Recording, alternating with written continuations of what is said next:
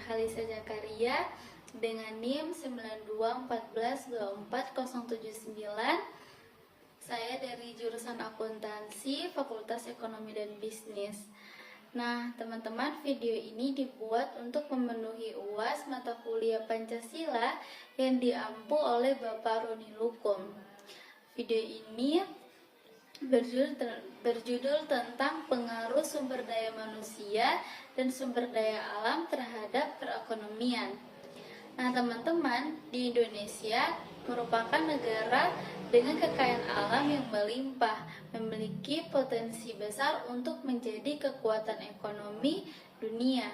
Namun, untuk mencapai potensi ini, Indonesia perlu memaksimalkan dua aset penting, yaitu sumber daya manusia dan sumber daya alam.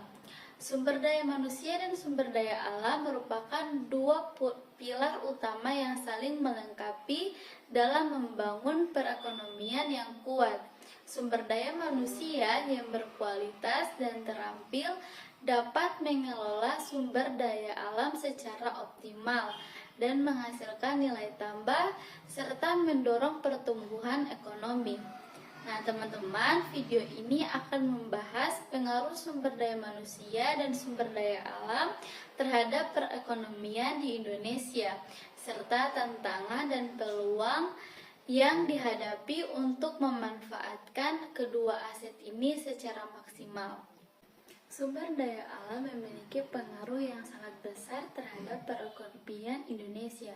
Berikut adalah beberapa pengaruhnya. Yang pertama ada sebagai pendukung utama ekonomi, yaitu ada ekspor dan devisa. Sumber daya alam menjadi komoditas ekspor utama Indonesia, menghasilkan devisa yang penting untuk membiayai pembangunan dan impor. Contohnya minyak sawit, batu bara, dan karet.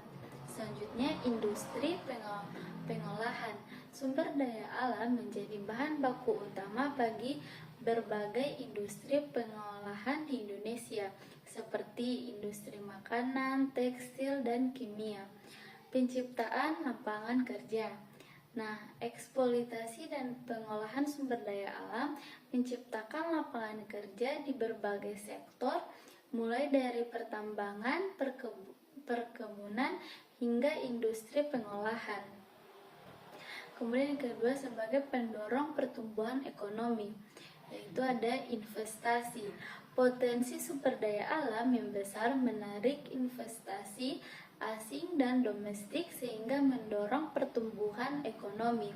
Kemudian sebagai peningkatan pendapatan, eksploitasi sumber daya alam meningkatkan pendapatan masyarakat di daerah penghasil sumber daya alam, baik melalui upah kerja maupun pajak. Kemudian pembangunan infrastruktur. Pendapatan dari sumber daya alam digunakan untuk membangun infrastruktur seperti jalan, pelabuhan, dan bandara yang mendukung pertumbuhan ekonomi. Kemudian ada tantangan dan risiko alam. Pertama ada ketergantungan. Indonesia masih sangat bergantung pada ekspor sumber daya alam sehingga rentan terhadap fluktuasi harga di pasar internasional. Kemudian kerusakan lingkungan. Eksploitasi sumber daya alam yang tidak terkendali dapat menyebabkan kerusakan lingkungan seperti deforestasi, pencemaran, dan erosi. Kemudian yang kedua, ketimpangan. Keuntungan dari sumber daya alam terkadang tidak merata sehingga menimbulkan ketimpangan ekonomi dan sosial. Yang terakhir yaitu upaya peningkatan peran sumber daya alam. Yang pertama, pengelolaan berkelanjutan, memperhatikan aspek lingkungan dan sosial dalam pengelolaan sumber daya alam untuk memastikan keberlanjutannya.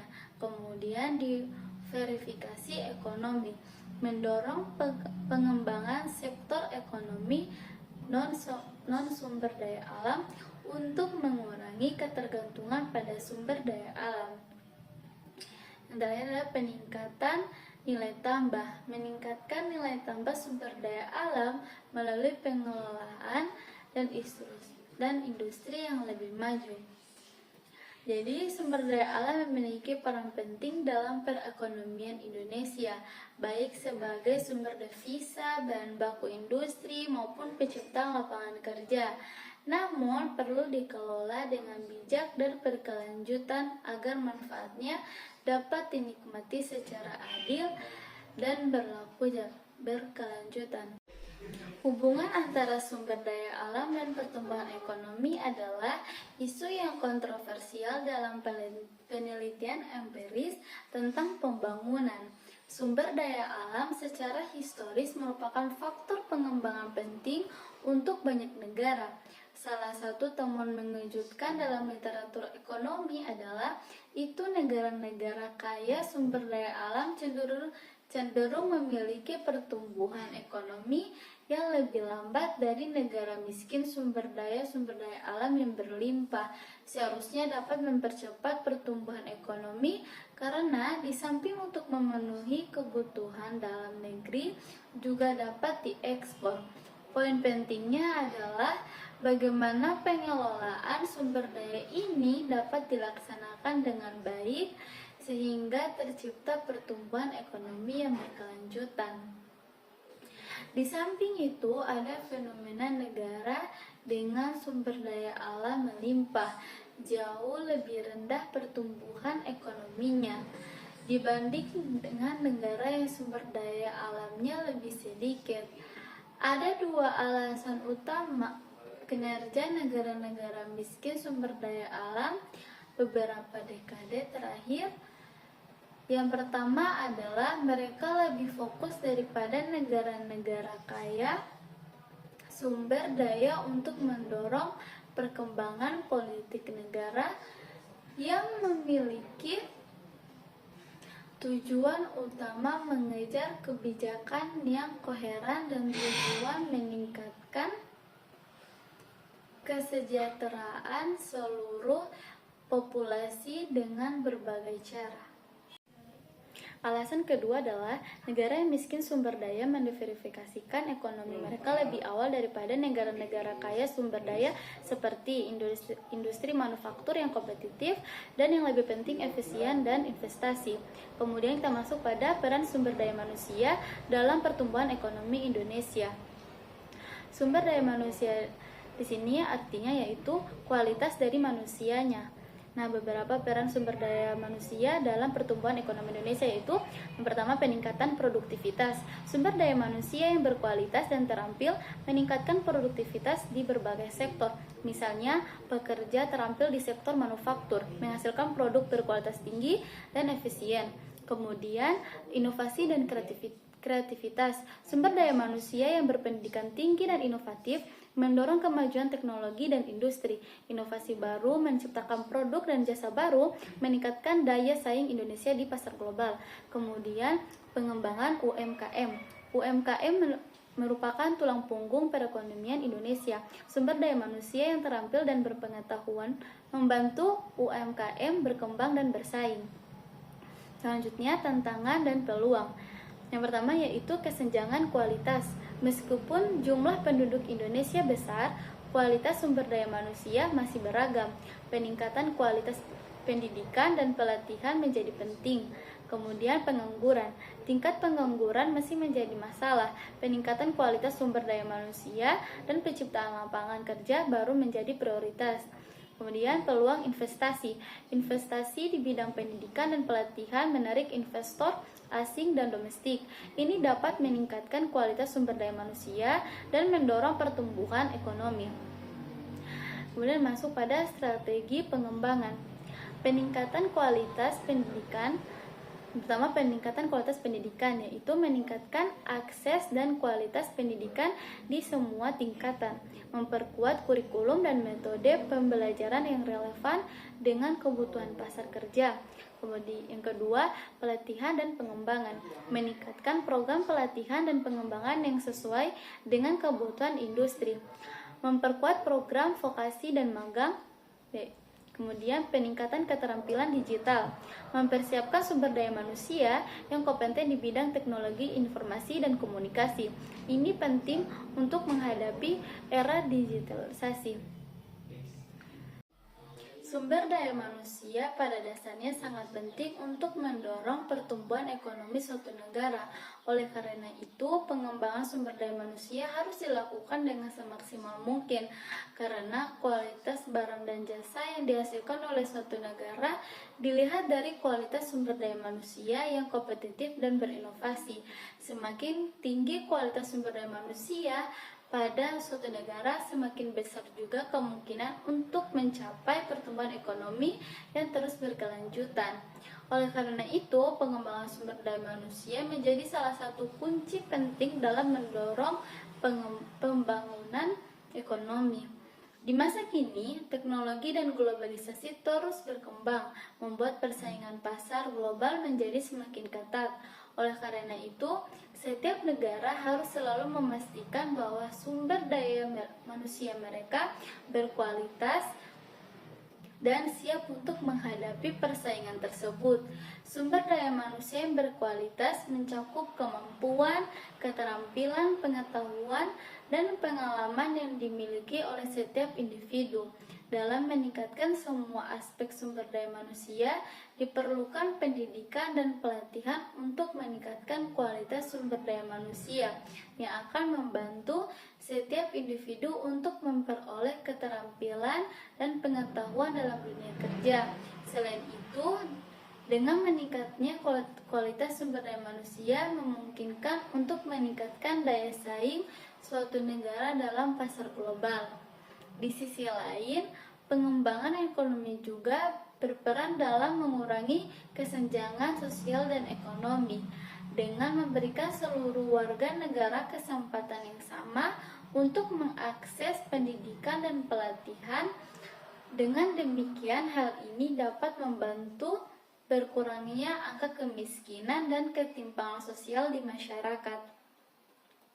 Namun, tidak mencapai pengembangan sumber daya manusia yang optimal, sangat diperlukannya dukungan dari pemerintah dan sektor swasta dalam meningkatkan lingkungan yang kondusif bagi pengembangan sumber daya manusia.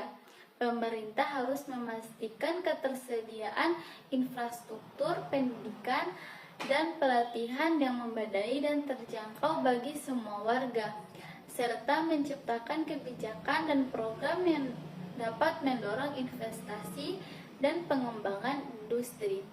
Di era globalisasi dan persaingan ekonomi yang semakin ketat, pengembangan sumber daya manusia menjadi salah satu kunci keberhasilan pembangunan ekonomi suatu negara. Oleh karena itu, pengembangan sumber daya manusia harus menjadi prioritas utama dalam agenda pembangunan nasional. Dengan pengembangan sumber daya manusia, suatu negara dapat mencapai pertumbuhan ekonomi yang berkelanjutan, mengurangi kesenjangan sosial dan ekonomi, serta meningkatkan kesejahteraan masyarakat secara keseluruhan. Nah, teman-teman, selanjutnya kita masuk pada beberapa studi kasus mengenai pengaruh sumber daya manusia dalam pertumbuhan ekonomi di Indonesia. Indonesia memiliki sumber daya alam yang melimpah, namun pertumbuhan ekonominya belum sepenuhnya optimal. Salah satu faktor penghambat adalah kualitas sumber daya manusia yang masih perlu ditingkatkan. Contoh kasusnya yaitu pada industri manufaktur, di mana Indonesia memiliki potensi besar dalam industri manufaktur, namun masih menghadapi kendala dalam daya saing. Salah satu penyebabnya adalah kurangnya tenaga kerja terampil di bidang teknologi dan manufaktur. Dampaknya yaitu rendahnya kualitas sumber daya manusia yang menyebabkan rendahnya nilai tambah produk manufaktur, ketergantungan pada tenaga kerja asing, dan kurangnya inovasi dalam industri. Contohnya yaitu industri otomotif. Di Indonesia masih bergantung pada komponen impor karena kurangnya tenaga kerja terampil dalam bidang desain dan manufaktur. Hal ini menyebabkan rendahnya daya saing industri otomotif Indonesia di pasar global. Nah, beberapa solusinya yaitu yang pertama, meningkatkan kualitas pendidikan, pendidikan vokasi, peningkatan kualitas dan kuantitas pendidikan vokasi yang relevan dengan kebutuhan industri manufaktur. Kemudian pendidikan tinggi. Nah, peningkatan kualitas pendidikan tinggi di bidang teknologi dan manufaktur serta mendorong riset dan pengembangan teknologi. Kemudian pelatihan dan pengembangan keterampilan, program pelatihan dan sertifikasi yang terstruktur untuk meningkatkan keterampilan tenaga kerja di bidang manufaktur. Kemudian kemitraan industri, kerjasama antara industri dan lembaga pendidikan untuk menyediakan program pelatihan yang sesuai dengan kebutuhan industri. Kemudian peningkatan akses teknologi, yaitu inovasi dan riset, mendorong inovasi dan riset di bidang teknologi manufaktur untuk meningkatkan efisiensi dan daya saing industri. Kemudian fasilitas dan infrastruktur, peningkatan akses terhadap fasilitas dan infrastruktur teknologi yang mendukung pengembangan industri manufaktur. Nah, selanjutnya masuk pada kesimpulan, yaitu peningkatan kualitas sumber daya manusia merupakan faktor kunci untuk meningkatkan daya saing industri manufaktur Indonesia. Dengan meningkatkan kualitas pendidikan, pelatihan, dan akses teknologi, Indonesia dapat menghasilkan tenaga kerja yang terampil dan inovatif sehingga dapat meningkatkan nilai tambah produk, daya saing industri, dan pertumbuhan ekonomi. Terima kasih teman-teman semua telah menyimak presentasi saya tentang pengaruh sumber daya manusia dan sumber daya alam terhadap pertumbuhan ekonomi. Semoga informasi ini bermanfaat dan menginspirasi teman-teman. Wassalamualaikum warahmatullahi wabarakatuh.